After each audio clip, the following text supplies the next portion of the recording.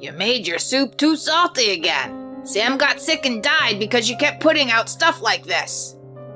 My father-in-law twisted his face in disgust as he sipped the chicken soup I made. Here we go again, I thought. I sigh inwardly.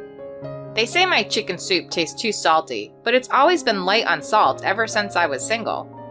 If I dilute this chicken soup, it'll almost taste like water, I thought. I talked back to them in my mind. My husband Sam passed away because of a reoccurrence of his original chronic illness, so it has nothing to do with my cooking. Then my mother-in-law finally laughed. Cindy, are you sure you don't want us to get sick like Sam? You're trying to take over this house, aren't you? Hey, Dad, isn't it dangerous to keep Cindy in this house? Well, is that right? Cindy, you wanted to take over this house, huh? This house. What is there in this house that is worth taking? I thought. I was stunned and speechless. However, my mother-in-law, perhaps thinking that I didn't get it, said something outrageous. Dad, let's get Cindy out of this house. Now's the time. Huh? My mother-in-law and father-in-law moved amazingly fast and had my stuff packed up and out of the house in no time. Wait a minute, this is a misunderstanding. I don't believe a word you say. I don't want you coming back to this house again. My father-in-law closed and locked the front door in front of me. No way. I had to stand there stunned by the suddenness of the situation. My name is Cindy and I am 38 years old. My parents died when I was very young and I was raised by my grandparents. They took good care of me but were not very well off financially. They have their old age ahead of them, so I shouldn't push them too hard. I didn't want to bother them about money, so I decided to get a job after high school. It was a small company, but I was hired as an office worker there. The work was hard, but I took it seriously and did it well. There I met Sam, who was 2 years older than me. He was a kind and gentle person. That was my first impression of him. By the way, his first impression of me was that of a serious person with a strong sense of justice. It seems that's what it was. That's why it was a little difficult for us to get to know each other at first. But you are a bit outgoing sometimes, and I think that's what makes you so lovable and cute. He used to say such things to me. A few years later, we got married. There was no wedding, though. This is because my husband had a dream of becoming a business owner. He had been saving money steadily since he was a bachelor. My husband's dream is also my dream. With that in mind, the two of us decided to work together to save money, so it was not hard for me to live with my husband's parents after marriage. In the beginning, after his grandfather passed away, my husband's parents lived in the house. My father-in-law was a very kind and nice man. We got along well, and my father-in-law was a gentleman like my husband. I had a feeling that my mother-in-law had a part-time job, but that was not certain, and she was home most of the time. I wonder what she's doing, I thought. My mother-in-law was tricky. After I got married, I resigned from work to focus on doing housework and taking care of the house. My mother-in-law, not knowing this, has been abusing me in the absence of my husband and father-in-law. You're so lucky to be able to enjoy my son's earnings. I don't know why Sam married such an uninteresting woman like you, but I think he's compromising too much. And, hey, you ugly wife, don't just drink tea by yourself. You should give me some too. You're not very smart, are you? And you're just a loafer, enjoying yourself on your husband's earnings, you know. Nitwit, get off your butt and cook some food. She'd say things like that. My mother-in-law leads a lazy life. Doesn't cook or clean and expects me to do everything for her. Which one of us is the loafer? As much as I wanted to say that back, getting into trouble with my mother-in-law here would only get my husband in trouble. I wanted to make everything seem fine to my husband, who was tired from work.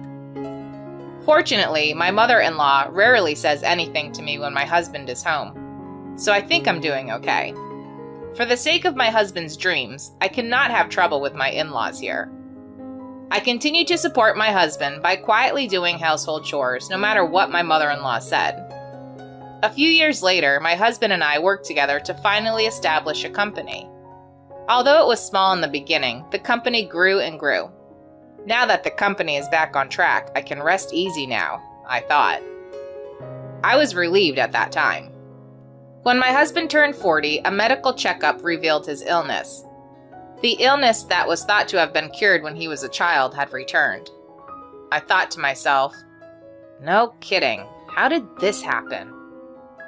The disease progressed faster than expected, and he fought it, but my husband died within a few months. After that, my in-laws were terrible. With the death of my husband and the absence of a protective presence, my mother-in-law's attitude became even worse. Ranting, sarcasm, complaining, and cursing were commonplace, not to mention abusive. I was treated like a servant. You pushed Sam too hard, and now he's gone too soon. Finally, even my father-in-law, who had been kind to me, began to complain together with my mother-in-law. What should I do? Even Dad, who I rely on, has started to make me look bad. He wouldn't listen or talk to me no matter what I said, I thought. Cindy, I told you to keep the yard clean. Why don't you do it right away? Oh, I'm sorry. I'll get right on it. Dad, it's true. Sam and that Cindy's outgoing personality was cute, but to me, she was just an idiot. It's really useless that she can't even do her own chores, right? I bit my lip in frustration at her mocking my husband's words. Why does she have to say so much, I thought. I was bothered by my mother-in-law, who has been doing whatever she wanted to do since my husband died. One day, after such a state of affairs continued, you made your soup too salty again. Sam got sick and died because you kept putting out stuff like this. My father-in-law twisted his face in disgust as he sipped the chicken soup I made. Here we go again, I thought. I sighed inwardly. They say my chicken soup tastes too salty, but it's always been light on salt ever since I was single.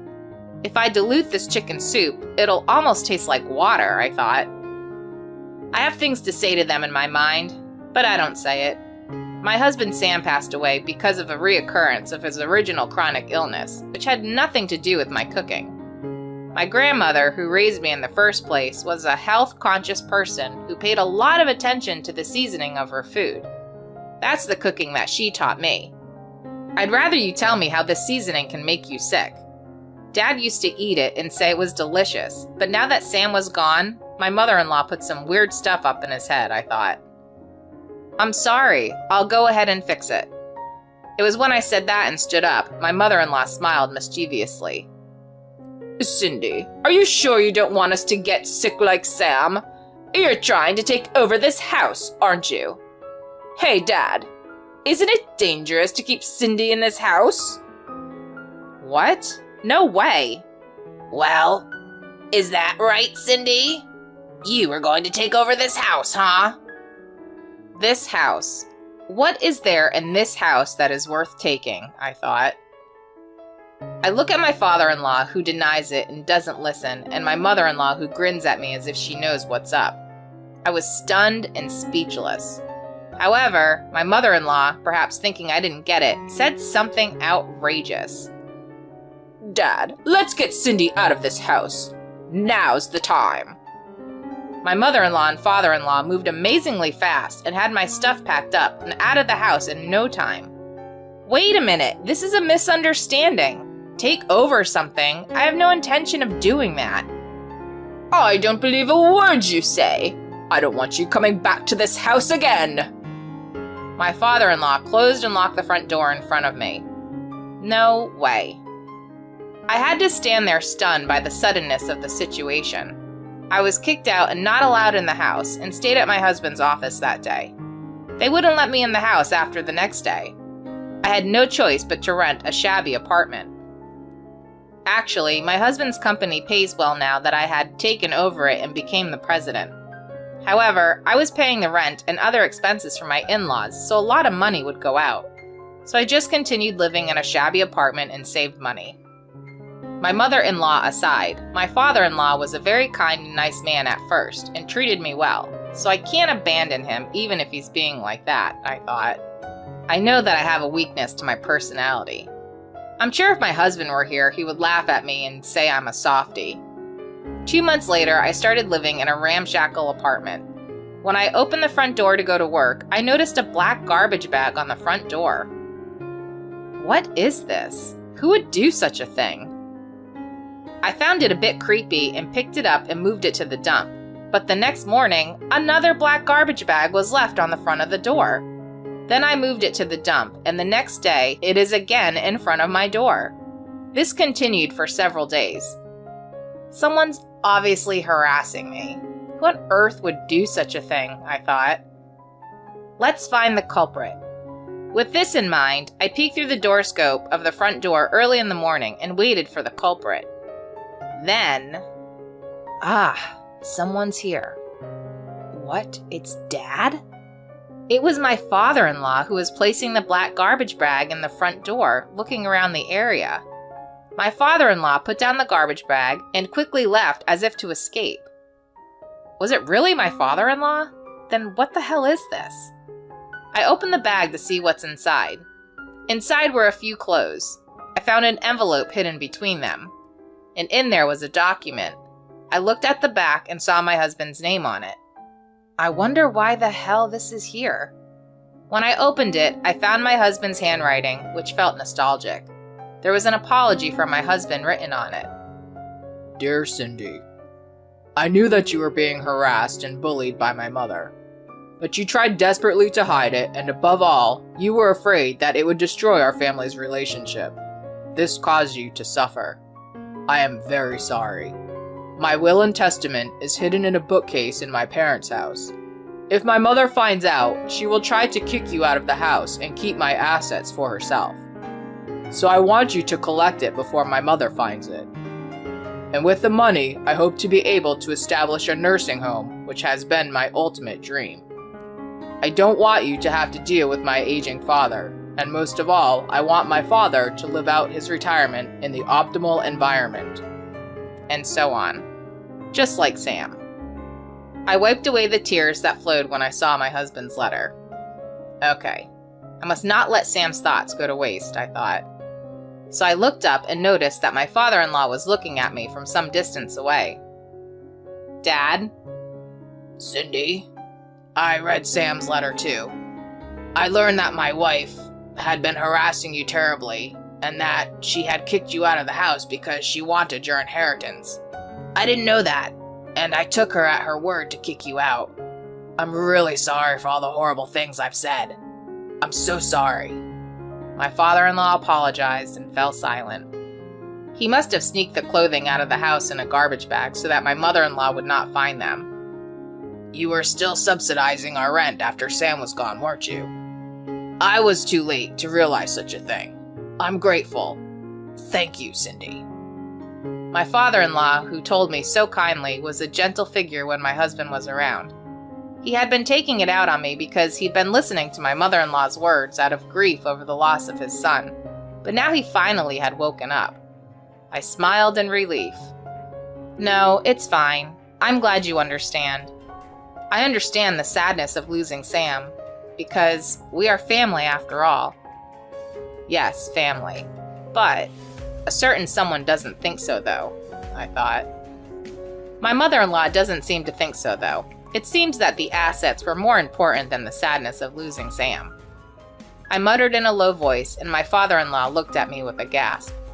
I've been harassed and verbally abused and experienced other terrible things. But I have been patient and endured it because she's Sam's family. Still, after all the terrible things she did to me when Sam died, she wanted my inheritance, so she said all sorts of things to you and had me kicked out. That's beyond selfish. I've run out of patience, you know. I can't forgive her. My patience finally reached its limit and I exploded. I don't care if my father-in-law is looking at me with a scared face. Watch, if she hits me, I'll double pay back. I returned with my father-in-law to my husband's parents' home. My mother-in-law, who was at home, saw us and her eyes widened in surprise. This is Sam's letter. I hear you've been harassing Cindy a lot and doing terrible things to her. Harassment? That's a misunderstanding. I didn't do anything, I swear. Sometimes the chores weren't done well enough, and I would point that out, but I said those things for Cindy's benefit. When questioned by my father-in-law, she tries to keep quiet. You are really a jerk, aren't you? How the heck can you say that you didn't do anything, I thought. It can't be a misunderstanding. The fact that you harassed her was mentioned in this letter. Is this letter really Sam's? Cindy doesn't have a job, so maybe she had trouble making ends meet after she left home and wrote it herself. Who would lie and write such a thing? It's not my handwriting to begin with, I thought. When he got dismayed by my mother-in-law's words, my father-in-law let out a huge sigh. This is Sam's handwriting, no matter how you look at it.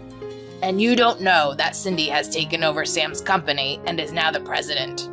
She even pays the rent on this house. What? President? And she pays rent? My mother-in-law froze and looked at me slowly. She seemed unable to catch up with her understanding of the sudden truth. How dare you say all those terrible things about me like I'm a loafer or a useless person? But the one holding up this house was me. When I said so firmly, my mother-in-law turned pale. It's not good to bully me and try to get me to do everything. So I suggest that you get out of this house. Wait a minute. Dad! He didn't care about his panicking wife. No matter how many excuses my mother-in-law made, my father-in-law would not listen. And so my mother-in-law was mercilessly evicted from the house by my father-in-law. Cindy, I'm so sorry I didn't believe you and all these terrible things. My father-in-law again lowered his head and apologized again. With my mother-in-law gone, I felt lighter and somewhat refreshed, and I used my husband's inheritance to build a nursing home, which was his dream. I now work with my father-in-law to run my husband's company and nursing home. As for my mother-in-law, she has been kicked out of the house and hadn't been working, so she's panicking at having to live alone all of a sudden. She's having a hard time finding a new job because she never had lived alone and had been out of work almost all her life. She deserved it. Hopefully she'll reflect on that, I thought. By working together with my father-in-law, I have been able to balance my husband's company and the nursing home, which has gradually increased our income. I miss my husband, but I'm living happily. Thank you for watching until the end. Click like and subscribe to our channel. Until next time.